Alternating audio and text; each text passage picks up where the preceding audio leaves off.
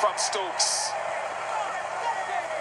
So Ben Stokes here, who just bowled Since that ball. 83-run opening partnership, things are falling off a bit for West Indies. He's like the Shohei Ohtani of cricket. Poor shot. He's How much of that again probably, because of the aggression unquestionably, of the Stokes really best trying to cricket hit player the in the pitch world hard, right now, because he can trying to mess with the bowl decision well and making, bat with the well, footwork of the batters. and he can change Only games. Shamar Brooks will know. He goes for 18, and much as yesterday, first session belonging to the West Indies. When England the chips are down, fighting he back can in reverse afternoon. the 1-1-1 for 3. direction the game is going, or what you'd call a clutch player. He's a very tormented-looking individual. If you watch, I always say he plays cricket like Jesus carrying his cross to Calvary, because he's just so stressed about it. He never looks happy playing cricket, and he plays very passionately and very intensely. And it looks, well, England has never, put it this way, England has never won against the West Indies on this island. They're on the island of Antigua in the Caribbean, and they've never beaten Vice captain the West Jermaine Indies Blackwood has been one of the form batsmen in the last couple of years relative to the others. Opened the batting previously in the Sri Lankan series. Here's the end of Brooks. Yeah, my suspicion was live that you could have driven a bus between bat and pad here.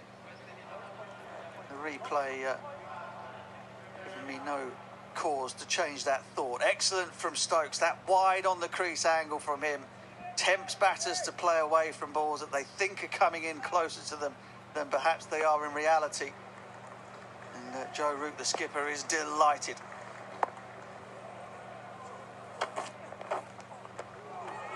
Now that guy, the catcher there, is the main reason I wanted to watch this match.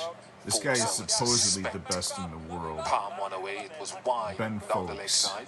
We got Ben Stokes, Ben Foakes, and Chris Wokes all in the same team. It's kind of a big joke. There's actually a guy named Oakes who plays for England too, but they've never all played on the same side at once. And there's no subs in cricket. Wonder if Mark Wood here, the bowler, is the fastest England has. He's up to 97 max. blowing the ball down the leg He's side. hitting about Probably looks like it's the 92 latter today, at the moment. which Although is there are some the rather, fastest of anybody playing in this match. And prominent he's one of the scuffs 5 or on 10 the rough fastest in the side. world right So it now. wouldn't surprise me at all if England were trying to get that ball to go reverse. Wood is certainly bowling quickly enough to make it happen at dangerous lick. There's a type of breaking ball that breaks backwards called reverse, and they've studied it in physics labs, and I think they actually figured out how it works, but it's pretty fucking complicated. But the faster the ball is going, the more likely it is to do it, and people like the reverse swing, they call it, the backwards breaking ball, because it's much later break, and late breaking balls fake guys out. In the midst and the height of the pandemic, West Indies went 1-0 up in that 3-match series.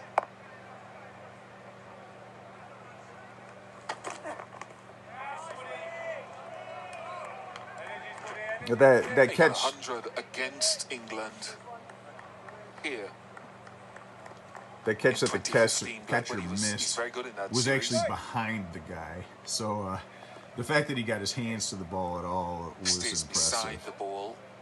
His ability to move laterally Only that is slip and gully impressive. still. He's a big, tall guy. A lot of the really good keepers Short leg has been there for are a little while. guys. They're really mobile, but they're small. This guy's really mobile and he's The man big. at a fine third man for that slash.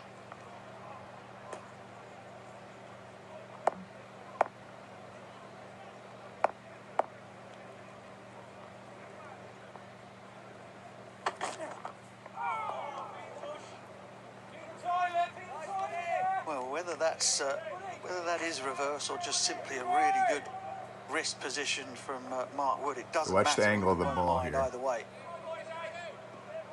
Normally that ball Looks would like swing reverse, to the just left, way that the but ball it's is swinging to moving. the right Reverse because swing, it's the ball sort of reversing. fades, whereas a conventional swing, it hoops. I don't know if is that a good description?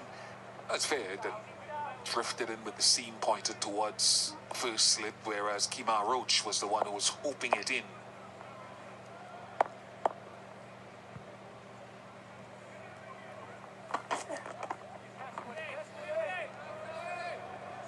I wish they had the speedo on every ball here. 147. 144 is He got through some work 90. in the Ashes. 144 is 90, and that's 3 more, so it's 92. And at Hobart, sometimes bowling as many as 7 overs on the trot, and the pace didn't seem to diminish. The one thing that you do worry about, Mark Wood, is that since he turns his body into a catapult to get it to the other end, that something's going to come flying off, and that will be the end of him. It's certainly been the case for him in the earlier part of his career. He's been pretty resilient, actually, since going back to the longer run-up. Seems to have suited him, allowed him to get into more rhythm, gather himself at the crease. Oh, down! So that there's a dropped catch. I've watched this already.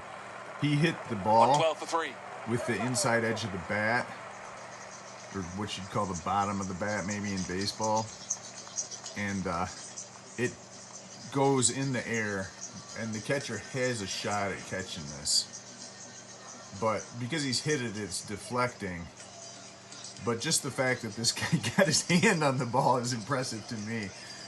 And normally the bowler, see here, he's not mad. Normally they're mad when the catcher drops one, because that's an out. Any foul tip that's caught is out in cricket. There's no, there's no mercy in cricket. Folks might have missed one. It's just last a caught ball ball of off the bat over. is out. It wasn't too dissimilar, I suppose slightly more difficult than the one Joshua De Silva took on day one. Yeah, this was It is dissimilar because Wood is so Ball much again, faster. Late reverse swing, a real slashing drive from Blackwood. Just the fact that Almost he's able to went straight get in the middle there. of that Now they're going glove. to That show would have been an another absolute catch screamer, and folks would expect to take it here. Joshua De Silva makes a a really little good closer catch to here. De Silva on that But occasion. Seals is, I don't know, 88 max, Catch. and that's Ball not perhaps nearly as far. angling in a little bit more. I mean, it's a great catch, and De Silva's a rookie, and the fact that this is only Has like high his standards for himself. third test match he's played. I'm pretty one hell of a impressed with catch, him so wouldn't far. And the standards are high because he's good. He really is good.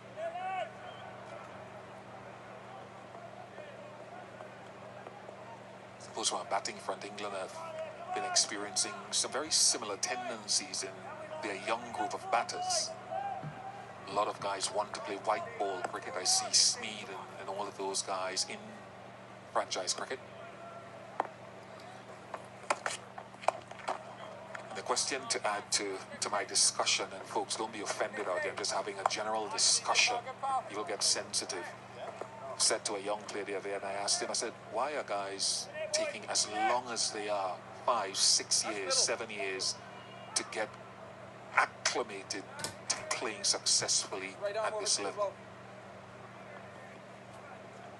I kind of think that, particularly in English cricket, you can only speak for English cricket, is that our batters tend to mature later anyway. You know, sort of 28, 29, 30 would be a prime time for English players. So, you mentioned Ollie Pope before. He's only 22 years of age. He's had an incredible success in first-class cricket, but has found the going tougher at Test match level.